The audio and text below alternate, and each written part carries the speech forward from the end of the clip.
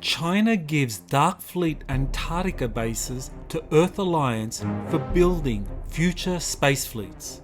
A new intelligence update from Val Nek and the Galactic Federation of Worlds. You are listening to Exopolitics Today with Dr. Michael Salla, your source for the uncensored truth regarding the human, extraterrestrial, social, global, and political agenda. Click the like button and subscribe to this channel. Visit exopolitics.org and sign up to receive our email notifications, news, and information. Be informed and be aware with Exopolitics Today. And now, here's Dr. Michael Salla. On September 24, I received a new update about recent developments in Antarctica concerning former Dark Fleet bases taken over by China and how these were being turned over to the Earth Alliance as a result of the Jupiter agreements. The update was released by Val Nek from the Galactic Federation of Worlds through Megan Rose, who again relayed the information. After receiving the report, I asked a series of questions which were relayed back to Val Nek. I received these answers on September 25 and immediately began experiencing severe computer hacking. The cursor on my computer would move independently, and I could not use the necessary programs for creating articles and videos despite activating my McAfee antivirus program and twice rebooting my computer. Thankfully, after an hour or two, the problem disappeared. I suspect my computer was hacked and its functions restored after a third party intervened. The incident was a reminder of the importance of the information I was receiving and the need to release it publicly as quickly as possible. Without further ado, here is what Val Nek reported on September 24. Quote, Val Nek, I am happy to report that many successful missions that the bases in Antarctica are cleared and in control of the Earth Alliance. The Alliance has worked alongside members of the Federation to clear the Dark Fleet and its allies from its numerous bases. This is not new information, but rather relevant to agreements made with China, what you have called the Artemis Accords. End quote. While China is not currently a party to the Artemis Accords, these are the foundation of the multinational alliance that has been created around the US as the hub. Both China and Russia at first opposed the Accords, but after their popularity led to the Galactic Federation choosing the US as the leader of the 14 spacefaring nations and aerospace corporations present at the July Jupiter meetings, China had to consequently shift its position. This was necessary if China was to receive any advanced aerospace technologies from the Federation after the Draconian Empire, the Salla and Orion Alliance, tall greys, had to leave our solar system, developments which were covered in previous articles. China's compliance with the Jupiter agreements as a condition for receiving new aerospace defense technologies is directly addressed by Val Nek. Quote, as I have previously mentioned, China had limited access to the new space station and other zones as outlined in the Jupiter agreements. Part of the reason for limited access was also their interest in taking control of the Dark Fleet bases and expanding their space program in this area. As many know, this area has been used by the Dark Fleet and the Salla Empire for human experimentation, technological manufacturing, and also human trafficking. End quote. Val Nek described in an earlier update publicly released on September 8 that a number of planetary defense outposts were being built for global security and surveillance purposes. These defense outposts, large space stations, would use advanced cloaking technologies and control an impenetrable shield preventing the Draconians and Orions from future infiltration using interdimensional portal technologies. The Federation was helping the Earth Alliance build the necessary defense technologies in Earth orbit and on the Moon to deal with a potential return of our former planetary overlords. If China was to benefit from the defense technologies being shared by the Federation, it was obliged to cooperate, especially when it came to the former Dark Fleet bases in Antarctica that had been used for nefarious purposes. Val Nek continued, quote, our agreements with them, China, were very strict. They must agree to relinquish control of certain areas of these bases, and they will have access to the stations built by the Alliance and the corporations. This is important as the Federation's goal is to unify the space programs and countries so that they work together for the good of humanity and one day join membership in the Federation. It is important to note that once a planet or species joins the Federation, they are obligated to work for peace and balance in the universe and are no longer a threat to the rest of the galaxy. China agreed to these terms and is now working alongside the Alliance." End quote. These cooperative principles are fully described in the Galactic Federation's Prime Directive, which was released on September 6 by Val Nek's colleague Thorhan to Elena Danan. Surprisingly, I found that the fictional Prime Directive, developed in the Star Trek series and released in text form in a 1986 book, The Federation, was based on the real Prime Directive that was later released by Thorhan. According to Thorhan, the book's authors, Bernard Menke and Rick Stewart, or Gene Roddenberry, had been given the real Prime Directive. My analysis of the two Prime Directives showed they derived from the same source, as explained in an extract from my September 9 webinar, Our Star Trek Future. The comparison is available for free on YouTube. Analysis of the Federation's Prime Directive makes clear why China is obliged to cooperate with the US-led Earth Alliance if it is to receive advanced defense technologies from the Federation. This led to the handover of Antarctica's former Dark Fleet bases, as Val Nek explains. Quote, "I know Dr. Salla will find it very interesting as to what we are using these bases for. I can report that some of the manufacturing for the Starfleet will take place here. As your planet and its governments have proven to be very complicated and interesting, it was also necessary for China to agree to our terms due to its availability of certain supplies. To my knowledge, there is much production of many supplies that are shipped from this country all over Terra. This has proven to also be the case with building the Starfleet. China is working with the Alliance to manufacture these materials and supplies. Much of the human workforce from the Dark Fleet have also been co-opted to be employed by these programs in the interest of keeping their jobs. Our ships, the technology to build these ships, is also readily available in Antarctica, which makes it a feasible place to start production of these materials. This is good news and we continue to move forward." End quote. It is now clear that one of the inducements that led to China agreeing to join the US-led Earth Alliance was that it would play a key role in building the future planetary defense technologies out of Antarctica bases that were previously owned by the Dark Fleet. China's recent history of becoming the world's manufacturing hub for consumer products made it a logical choice to do the same in the secretive world of advanced spacecraft construction. As I discuss in my 2020 book, Rise of the Red Dragon, Origins and Threat of China's Secret Space Program, China has been secretly building large, exotically propelled spacecraft in remote locations in order to one day challenge US space dominance.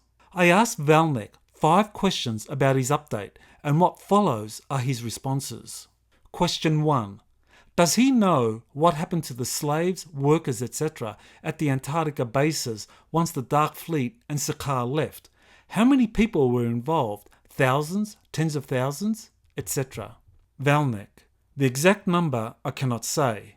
It was in the tens of thousands. This includes the slaves, but also workers as well. Most, if not all, the slaves had been experimented on. This also includes humans, but hybridized species of humans as well. Like the super soldiers from Mars, these people are being cared for by the Alliance in medical facilities. I can also say that hybrids or humans most have undergone a great deal of mind control, with implants placed in the cerebral cortex. This requires the Federation to assist the Alliance in deactivating the implant and assimilating the brain to its original function. The hybrids, of course, require the Federation to intervene since they carry genomes that are unknown to the Terran military, and therefore providing medical treatment would not be appropriate. The Alliance and the Federation have the ability to transport medical treatments to these bases to give them proper treatment. What your people call medbeds is the technology or very similar technology that is being used. The workers have been given new employment options with the Alliance in these areas. Their help is useful in explaining the facilities and how they operate in some cases. Of course, these people are employed personnel and are not elite workers who directly reported to the Dark Fleet." End quote. In an earlier article, I described some of the human rights abuses that were occurring at these Dark Fleet and corporate-run Antarctica bases. The scale of the human suffering that occurred was massive, but to date, no one has been brought to justice for these crimes. Thankfully, those victims that survived are being taken care of in Federation facilities. The Q&A continued. Question 2. Can Val Nek say how many Dark Fleet bases were taken over by the Chinese and their approximate locations? For example, Queen Maud Land, West Antarctica, etc. Val Nek: this information I'm not at liberty to disclose completely. I can say between 3 to 5 bases were handed over to the Alliance, and their respective locations I cannot say, but you are welcome to speculate. When we are able to disclose the purpose for these bases, if the time comes, it may help your inquisition." End quote. It's worth separating these 3 to 5 former Dark Fleet bases to the 6 large industrial bases used by a corporate consortium that built interstellar craft for the Dark Fleet, which Corey Good said he witnessed back in January 2016 during a visit to Antarctica. The latter are still in the possession of the corporations, which will now play a role in building interstellar-capable spacecraft for the Earth Alliance, as a later response by Val Nek confirms. My Q&A with Val Nek continues. Question 3. Val Nek referred to certain parts of these former Dark Fleet bases, first handed off to China, have now been turned over to the Earth Alliance as required by the Jupiter agreements. Does that mean China still controls other sections of the bases where it can do what it likes under certain limitations? Quote, Val Nek: China does not have complete control over any bases at this time. The agreements are written as such. The goal of the Federation is to ensure that the countries work together and are organised in how they approach their respective space programs. China was reluctant at first to relinquish control. As I mentioned previously, they had many self-interests. While the United States was chosen to be the leader of these countries and their programs, they are exactly that, leading the space fleet with the intention of unity and peace between the countries of Terra. China originally claimed some bases in Antarctica through no legal agreements and quickly handed them over after the Jupiter agreements. Many of your countries used the military assets against each other for land and conquest. The Federation has found this way of doing things very interesting, considering the much more hostile threats to planet Terra in the galaxy. We are making change and progress together, moving forward as one planet. End quote. Clearly, Val Nek was referring to the respective leaders of the Earth Alliance being made to recognize the overall strategic situation concerning Earth in the wider galaxy, and that there was no real alternative to international cooperation to dealing with potential future threats, despite significant political, cultural, and economic differences between Earth's major nations. The next question addressed the fate of corporate bases in Antarctica used to build the Dark Fleet's interstellar craft. Question 4. The Dark Fleet worked very closely with the corporate consortium that was building many of the large starships for the Dark Fleet. Has this corporate conglomerate handed over their facilities to other companies or Earth Alliance, or have they realigned themselves to now build spacecraft for the Earth Alliance? Quote, Megan Rose: Val Nek is amused by this question. Val Nek: I cannot disclose this information in the interest of Megan's safety and ongoing operations. End quote. My speculation here is that the corporate consortium, also known as Interplanetary Corporate Conglomerate, that built the Dark Fleet is now using the same facilities to build interstellar craft for the Earth Alliance. After all, corporations are driven by the profit motive and can quickly adapt to the needs of new customers and new conditions. Presumably, the corporate executives implicated in the use of slave labour, genetic experiments, or other abuses that occurred when Dark Fleet vessels were being built have been retired and or brought to justice for their complicity in such crimes. This is a very sensitive issue, and it's understandable why Val Nek was hesitant to provide more details for Megan's safety. My final question and Val Nek's response follows. Question 5. To understand the big picture, the mass production of anti-gravity and advanced health technologies is now happening on the Moon and Antarctica and is to be distributed by the Earth Alliance.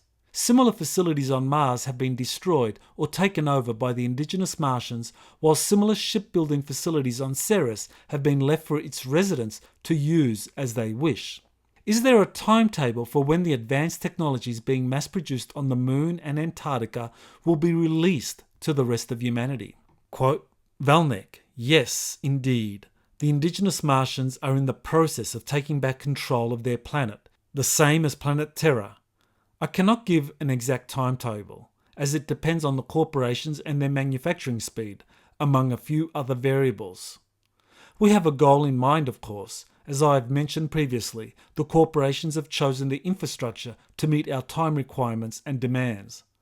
I have also stated previously that there is a time constraint and we wish to accomplish these projects relatively quickly. I can say that most with a logical perspective, considering how large this operation is, would be pleased with the time constraints and goals that we have put in place. End quote. We know from a September 7 update from Val Nek that the space fleets, Starfleet, being built on the Moon and now also in Antarctica combine both indigenous Earth and Galactic Federation defense technologies. Without knowing too much about the classified construction technologies being used on the Moon and Antarctica to build an entirely new generation of spacecraft for the Earth Alliance, we can get an idea of the timeline from estimates of how long it takes to build new generations of nuclear-powered submarines and aircraft carriers. Recently, Australia reached agreements with the US and UK to build a new fleet of nuclear-powered submarines as part of the new AUKUS alliance, thereby greatly upsetting France, which was going to build a conventional diesel-powered submarine fleet for Australia instead. Production of the first Australian nuclear submarines is expected to take the rest of this decade to complete. I believe the nuclear submarine building project is a cover for Australia participating in the massive Starship construction process that the Earth Alliance has begun. The timetables for the respective launches of Australia's nuclear submarines and the Earth Alliance's Starfleet are likely to be similar. This is not accidental. Australia is a vast continent, and it would not be surprising if remote locations were to be used to complement what was secretly being built on the Moon and under the ice shelves of Antarctica. It's also worth pointing out that Secret Space Program insider William Tompkins said that the next generation of Solar Warden space carriers would be ready for deployment in the early 2030s. All this gives us an idea for estimating how long it will take to build new fleets of spacecraft for the Earth Alliance. However, it can be expected that advanced medical technologies currently being mass-produced on the Moon, as discussed in a prior update by Val Nek, can be released much earlier than the completion of the Earth Alliance's future Starfleet. Doing so would predictably increase public support for the massive spacecraft construction secretly underway on the Moon, Antarctica, and perhaps Australia as well. Thanks to Megan Rose for once again relaying Val Nek's update and answers to my questions. Note, all updates and interviews concerning the Galactic Federation as relayed through Elena Danan and Megan Rose can be found at my exopolitics.org website. Further note, on October 9, I will hold my final webinar for 2021 on the topic of Galactic Federations, Councils and Secret Space Programs. The webinar will conclude with a special panel featuring Megan Rose, Elena Danan and myself. This has been Dr. Michael Salla with Exopolitics Today.